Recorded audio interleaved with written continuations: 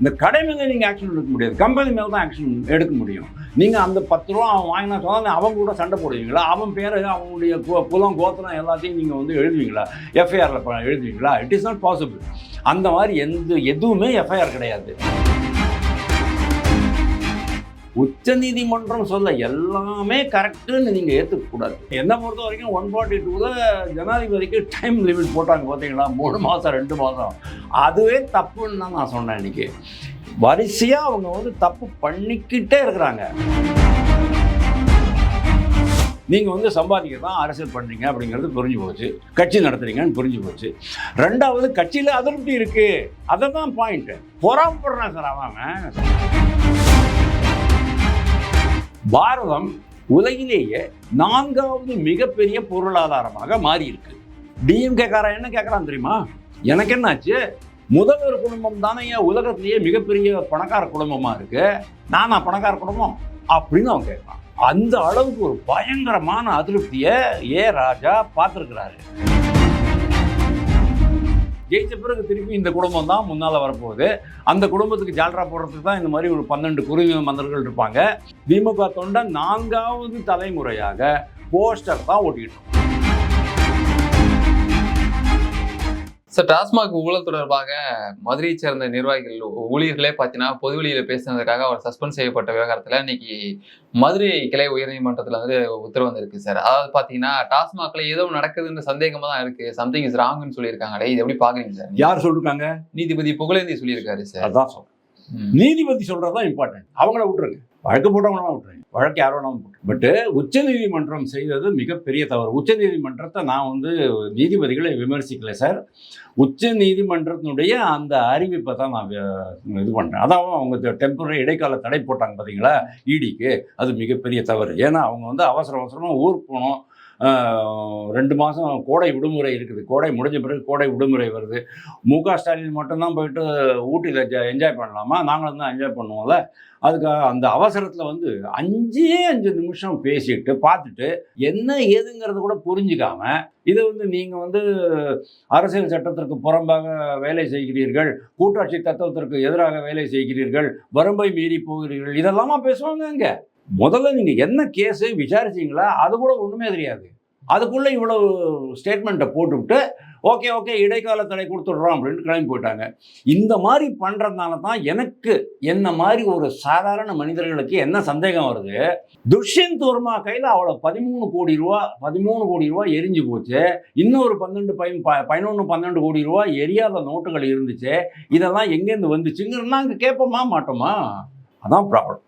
Now நீங்கள் கேட்ட அந்த மதுரை கிளை உயர்நீதிமன்றத்தோட மதுரை கிளையோட இது வர ஆல்ரெடி அவங்க வந்து இது பண்ணிட்டு இருக்காங்க. உயர்நீதிமன்றத்தை கிளியராக சொல்லிட்டாங்க, இந்த 41 கேஸில் உச்ச நீதிமன்றம் சொல்லிருக்கு 41 கேஸ் ப்ரெடிகேட் அஃபென்ஸு, அதில் வந்து தனியார்களை மட்டும்தான் அவர்கள் குறிப்பிட்டிருக்கிறார்கள் அப்படிங்கிறாங்க. தனியாரெல்லாம் குறிப்பிடலை. என்னை பொறுத்த வரைக்கும் கடையில் போயிட்டு நீங்கள் சாமான் வாங்குறீங்க, அவன் பாட்டிலுக்கு 10 ரூபா கேட்குறான், நீங்கள் வந்து அந்த அந்த அந்த நபருடைய பேரெல்லாம் நீங்கள் எழுதிருப்பீங்களா? கம்ப்ளைண்ட்டில் கிடையவே கிடையாது. இந்த கடையை தான் சொல்லுவீங்க, இந்த கடை யாரோடது? இந்த கம்பெனியோடது. அப்போ இந்த கம்பெனி மேலே தானே நீங்கள் வந்து ஆக்ஷன் எடுக்கணும். இந்த கடை மேலே நீங்கள் ஆக்ஷன் எடுக்க முடியாது, கம்பெனி மேலே தான் ஆக்ஷன் எடுக்க முடியும். நீங்கள் அந்த 10 ரூபா அவன் வாங்கினா சொன்னால் அவங்க கூட சண்டை போடுவீங்களா? அவன் பேர் அவனுடைய குலம் கோத்திரம் எல்லாத்தையும் நீங்கள் வந்து எழுதுவீங்களா? எஃப்ஐஆரில் எழுதுவீங்களா? It is not possible. அந்த மாதிரி எதுவுமே எஃப்ஐஆர் கிடையாது. இந்த எஃப்ஐஆர்லாம் பாதி பேர் வந்து ஸ்டேட் கவர்மெண்ட்டும் போட்டிருக்கு, டிவிஎஸ்சியில் போட்டிருக்கு, சில பேர் வந்து ஊழியர்கள் தரப்புலேருந்தும் போட்டிருக்கு, அப்புறம் இன்னும் சில பேர் வேறு ஏதோ கம்பெனிஸ்லாம் போட்டிருக்கிற மாதிரி வேறு 1-2 போட்டிருக்காங்க அப்படின்னு சொல்கிறாங்க. ஆனால் உச்சநீதிமன்றம் என்ன சொல்லிச்சு, நீங்கள் எப்படி தனியார் மேலே போட்ட வழக்குகளெல்லாம் வந்து தனியாரை தானே விசாரிக்கணும், நீங்கள் எப்படி இது டாஸ்மாக் என்கிற நிர்வாகத்தை ஒரு கார்ப்பரேட் கம்பெனி நீங்கள் புலன் விசாரணை செய்வீர்கள் அப்படின்னு கேட்டு தான் இடைக்கால தடை கொடுத்தாங்க. அதுவும் தப்பு. நீங்கள் வந்து ஒன்று சொல்கிறேன், உச்ச நீதிமன்றம் சொல்ல எல்லாமே கரெக்டுன்னு நீங்கள் ஏற்றுக்கக்கூடாது. என்னை பொறுத்த வரைக்கும் 142 ஜனாதிபதிக்கு டைம் லிமிட் போட்டாங்க பார்த்தீங்களா, 3 மாதம் 2 மாதம், அதுவே தப்புன்னு தான் நான் சொன்னேன். இன்றைக்கி வரிசையாக அவங்க வந்து தப்பு பண்ணிக்கிட்டே இருக்கிறாங்க. இப்போ இவங்க மேலே இதை விட ஒரு பெரிய மேட்ரஸ்லாம் போச்சுன்னு சொன்னால் நம்மளுக்கு உண்மையிலே நீதி கிடைக்குமா, நியாயம் கிடைக்குமா, ஃபேர்னஸ் இருக்குமா அப்படிங்கிறது எனக்கு ரொம்ப சந்தேகமாக தான் இருக்குது. ஸோ இந்த உயர்நீதிமன்றம் ஆல்ரெடி சொல்லிட்டாங்க, இந்த 41 வழக்குகளில் எந்தெந்த வழக்குகள் தீர்த்து விசாரணை செய்யப்பட்டுள்ளன, எந்தெந்த ஸ்டேஜில் நிலுவையில் இருக்குங்கிறத நீங்கள் சப்மிட் பண்ணுங்கன்னு சொல்லிருக்கிறாங்க. அது கூடவே இந்த டாஸ்மாக் சமாச்சாரமும் நடக்கிறது. பட் டாஸ்மாக் ஏன் வந்தது அப்படின்னு சொன்னால், அந்த 10 ரூபா மேட்டர் கிடையாது. அது பாட்லிங்கில் லாஜிஸ்டிக்ஸில் ப்ராப்ளம், பாட்லிங் பர்ச்சேஸில் ப்ராப்ளம், எவ்வளோ பாட்டில்ஸ் நீங்கள் உற்பத்தி பண்ணுறீங்க, இங்கே இது எவ்வளோ சேல் ஆகிட்டு இருக்குங்கிறது ப்ராப்ளம். நீங்கள் ஒரு 1,00,000 பாட்டில் நீங்கள் சேல்ஸ் பண்ணீங்கன்னு சொன்னால் 1,00,000 பாட்டில் தான் சார் உங்களுக்கு வந்து திருப்பி வந்திருக்கணும். 1,00,000 பாட்டில் நீங்கள் சேல்ஸ் பண்ணுறீங்க, 1,25 லட்சம் பாட்டில் வந்திருக்கு. அப்போது 25,000 பாட்டில் நீங்கள் முதல்ல கணக்கில் வரலன்னு சொல்கிறோம் இல்லையா? அந்த மாதிரியான ஜெனரேஷன் ஆஃப் பிளாக் மணி, அதை நீங்கள் வந்து எடுத்துக்கிட்டு நீங்கள் ரியல் எஸ்டேட்லேயும் சினிமா துறையிலையும் போட்டிருக்கிறீங்க. அதுக்கு வந்து ஆளுகளை பிடிச்சிட்டோம். ஆல்ரெடி எங்ககிட்ட இது இருக்குது, டீட்டெயில்ஸ் இருக்குது. அந்த டீட்டெயில்ஸ் சப்மிட் பண்ண போது தான் அவங்களுக்கு வந்து டைம் இல்லை, நாங்கள் வந்து லீவில் போகணும்னு சொல்லிட்டு கிளம்பி போயிட்டாங்க நீதிபதிகள். அவ்வளவு, அதாவது இந்த வழக்கு அது என்ன மேட்டருங்கிறது விசாரிக்கிறது கூட அவங்கள்ட்ட டைம் இருக்குது. 5 நிமிஷத்தில் வந்து இடைக்கால தடை கொடுத்துட்டு போயிட்டாங்க. இவங்க என்ன பண்ணுவாங்க, இந்த வழக்கு விசாரிக்கிறது தனியாக இருக்கும். ஆனாலும் இது வழக்கு விசாரிக்கிறாங்களோ இல்லையோ, தட்ஸ் அ டிஃபரெண்ட் திங். ஆனால் இன்னைக்கு இடி கையில் இருக்கிற மற்ற தரவுகளை நீதிமன்றம் திரும்ப அமர்வு ஏற்படும் பொழுது அவர்களுக்கு சமர்ப்பிப்பார்கள். அதை சமர்ப்பிக்க பிறகு தான் நீங்கள் வந்து வேடிக்கை பார்க்கணும். அப்போ தான் அவங்க சொல்லுவாங்க, ஏன் இது இவ்வளோ நாளாக விட்டு வச்சுருந்தீங்க அப்படின்னு கேட்பாங்க. என்ன டெல்லியில் ஆச்சோ அது தமிழ்நாட்டிலையும் நடக்கும், வெயிட் பண்ணி பாருங்கள். திமுக ஆட்சியில, தற்போதுள்ள திமுக ஆட்சியில சம்பாதிக்க முடியாதவர்கள்லாம் அடுத்து வரக்கூடிய ஆட்சியில திமுக அடுத்து ஆட்சி அமைக்கும் போது நடவடிக்கை ஏற்படுத்தி தருவோம் அப்படின்னு சொல்லி திமுக துணை பொதுச் செயலாளர் ஆர் ராசா வந்துட்டு திமுக மேடையில பேசியிருக்காரு. சர்ச்சையா பார்க்கப்படுகிறது. உங்களோட பார்வை என்ன சார்? சார், இது சர்ச்சை, மிகப்பெரிய சர்ச்சை சார். இது ஒரு பார்லிமெண்டேரியன், ஓகே, ஒரு பார்லிமெண்டேரியன் வந்து டிஎம்கே காரங்களுக்கே சொல்கிறார் அப்படின்னு சொன்னா இமேஜின் பண்ணுங்க. ஒன்று, நீங்கள் வந்து சம்பாதிக்க தான் அரசியல் பண்ணுறீங்க அப்படிங்கிறது புரிஞ்சு போச்சு, கட்சி நடத்துறீங்கன்னு புரிஞ்சு போச்சு. ரெண்டாவது, கட்சியில் அதிருப்தி இருக்குது, அதை தான் பாயிண்ட்டு. பொறாமப்படுறான் சார் அவன். சார் என்ன சார், மூணு ஜெனரேஷனாக நாங்கள் வந்து போஸ்டர் தான் சார் ஓட்டிக்கிட்டு இருக்கிறோம். 3 ஜெனரேஷனாக நாங்கள் போஸ்டர் ஓட்டிகிட்டு இருக்கிறோம். நீங்கள் வந்து கோடி கோடியாக சம்பாதிச்சுட்டு இருக்கீங்க. மாவட்ட அளவில் அங்கே இருக்கிற ஒரு மினிஸ்டர், அதாவது ரொம்ப பழைய டிஎம்கேக்காரர் KN நேரு மாதிரியோ, பொன்முடி மாதிரியோ, துரைமுருகன் மாதிரியோ, ஏவா வேலு மாதிரியோ, சேகர் பாபு மாதிரியோ, சேகர் பாபு இப்போ தான் வந்திருக்காரு வச்சுங்க, மாசு மாதிரியோ, இல்லைன்னா ராமச்சந்திரன் மாதிரியோ, அன்பில் பொய்யாமொழி மாதிரியோ, மகேஷ் பொய்யாமொழி மாதிரியோ, அவங்களுடைய கண்ட்ரோலில் தான் இருக்கே தவிர அவங்கக்கிட்ட தான் நாங்கள் வந்து பிச்சா வாங்க வேண்டியிருக்கு. மொத்த கான்ட்ராக்டும் KN நேரு தான் எடுப்பார். எனக்கு ஒரு 5,000 ரூபாய்க்கு கான்ட்ராக்ட் வேணும்னா நம்ம அவர்கிட்ட தான் போய் பார்க்க வேண்டியதாக இருக்குது. அதாவது சார், இடையில நிலையில், கடை நிலையில் டிஎம்கே காரங்க எதையுமே சம்பாதிக்கல. அதுதான் அந்த கட்சியில் அந்த லெவலில் இருக்கிற தொண்டர்கள், தலைவர்களெல்லாம் பயங்கர கடுப்பில் இருக்கிறாங்க.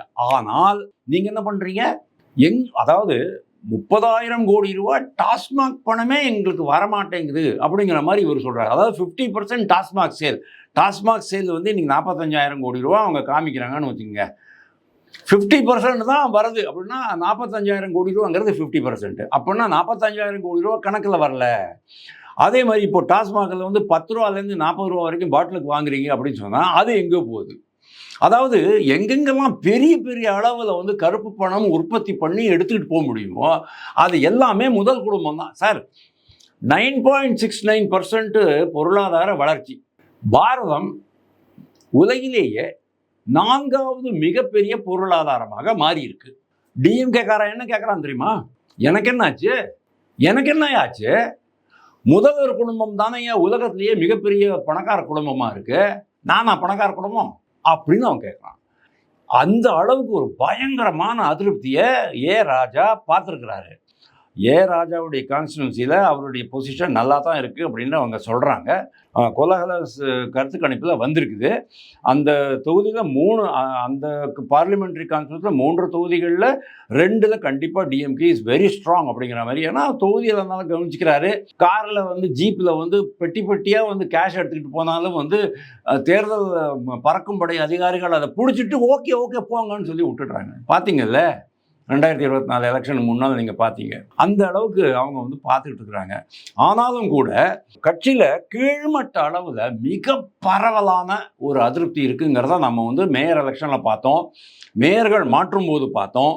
உள்ளாட்சி தேர்தல்கள் நடந்த போது 2022 உள்ளாட்சி தேர்தல்கள் நடந்த போது அங்கே பஞ்சாயத்து தலைவர்கள் தேர்தலில் நம்ம அதை பார்த்தோம். பல்வேறு சமயங்கள் அதை பார்த்துட்டு தான் இருக்கோம். இன்னைக்கு கூட மயிலாடுதுறையிலையும் கடலூர்லையும் என்ன ஆச்சுங்கிறது நீங்கள் பாருங்கள். KN நேருக்கு முன்னாலேயே கட்சிக்காரங்க மாவட்ட செயலாளர்களை வைத்துக்கொண்டு எங்களால் பேச முடியவில்லை. போருமா? இதுக்கு மேலே உங்களுக்கு என்ன வேணும்? இதைத்தான் வந்து ராஜா ரொம்ப கேப்சர் பண்ணிட்டு அழகாக சொல்கிறாரு. நீங்களும் சம்பாதிக்கலாம், கவலைப்படாதீங்க. இப்போ நீங்கள் போயிட்டு கட்சி வேலையை பாருங்கள், பூத் லெவலில் எல்லாம் பாருங்கள், வாக்கு சேகரிக்கிறது பாருங்கள்.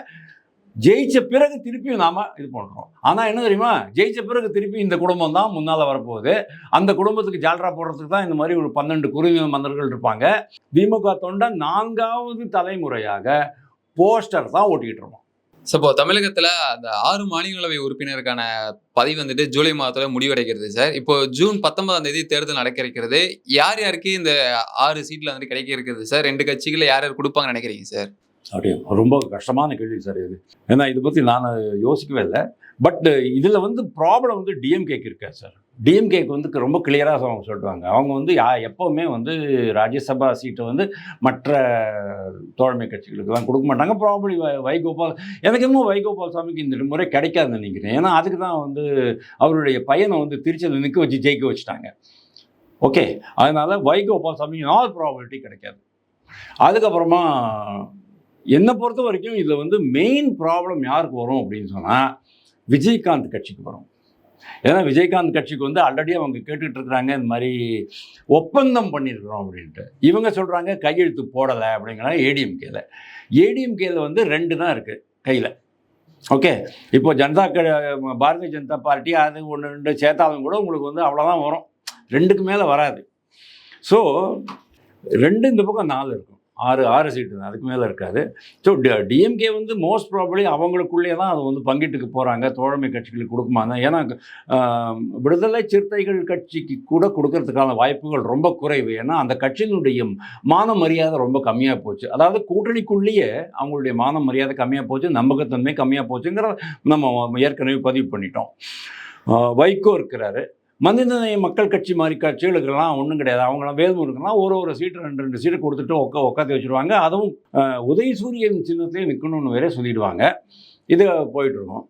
வேற வைகோபால் சாமிக்கு கிடையாதுன்னு சொல்லிட்டேன். ஏடிஎம்கேல 2 பேர். அவங்களுக்கு வந்து மெயின் ப்ராப்ளம் என்னென்னா அன்புமணி ராமதாஸ். அதாவது பிஎம்கே என்ன பண்ணிடுச்சு, 2024 தேர்தலில் இங்கே வரோம் சொல்லிட்டு லாஸ்ட் மினிட்ல வந்து பிஜேபி பக்கம் டில்ட் ஆகிட்டாங்க. பிஜேபி பக்கம் டில்ட் ஆன காரணம் என்ன அப்படின்னா, எப்படியும் பிஜேபி வந்து ஒரு பெரிய கட்சி, இந்த இடத்துல இல்லைனாலும் தமிழ்நாட்டில் இல்லை அப்படின்னாலும் கூட அன்புமணி ராமதாஸை வந்து யூபியிலையோ மகாராஷ்டிராலாம் 156 பிஜேபியே ஜெயிச்சிருக்கு அவுட் ஆஃப் 288. அந்த அளவுக்கு பெரிய ரிசல்ட் அங்கே. அதனால் மகாராஷ்டிரா சைட்லேருந்தோ இல்லைனா யூபி சைட்லேருந்தோ நம்மளை வந்து ஜெயிக்க வச்சுருவாங்கன்ட்டு ஒரு நப்பாசை அவருக்கு இருந்திருக்கும். அதனால தான் அவர் அந்த பக்கம் போனார். ஆனால் எல்லாமே வாஷ் அவுட் ஆகிடுச்சுங்கிறது வேற விஷயம். ஏடிஎம்கே வந்து இந்த முறை விஜய் பிரபாகரனுக்கு கொடுப்பாங்களா அப்படிங்கிறது ஒரு மிகப்பெரிய கேள்வி.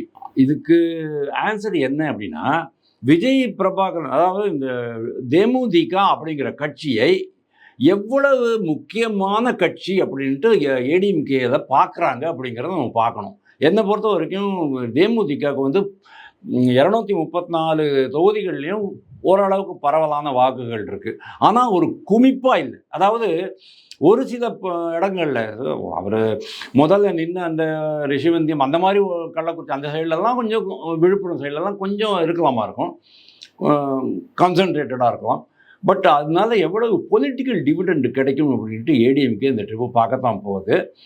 ஆனால் அதை டிசைட் பண்ணுறதுக்கு டைம் நிறையா இருக்குது. ஏன்னா ஏப்ரல் 2026 தான் எலெக்ஷன், சட்டசபை எலெக்ஷன். இப்போவே நம்ம வந்து இவங்களுக்கு இந்த, அதாவது அவ்வளவு இம்பார்ட்டண்ட் அவங்க இப்போவே உங்களுக்கு வந்து ராஜ்யசபா சீட்டை கொடுத்து உங்களுடைய கூட்டணி தக்க வச்சுக்கிறதுக்கு நீங்கள் அவ்வளோ இம்பார்ட்டண்ட்டா அப்படின்னு அவர் கேட்பாரா இல்லையா? இன் ஆல் ப்ராபபிலிட்டி தேமுதிகவுக்கு அவங்க கொடுக்க மாட்டாங்க.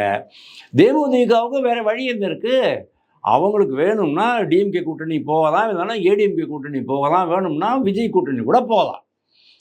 அல்டிமேட்லி அவங்க வந்து அவங்க என்ன பண்ணுவாங்க, லாஸ்ட் மினிட் வரைக்கும் எல்லார்கிட்டையும் பேசி